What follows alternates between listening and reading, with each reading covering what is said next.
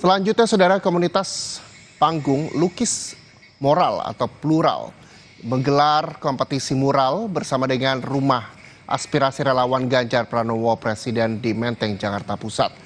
Kompetisi mural diikuti sekitar 70 orang yang terdiri dari 12 komunitas yang mayoritas terdiri dari anak muda atau Gen Z.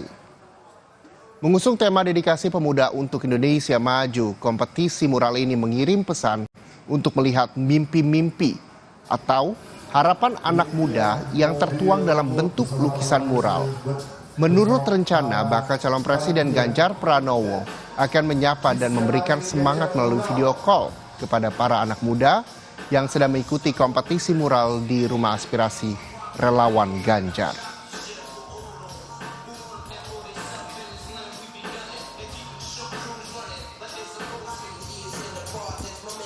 Yang hadir di sini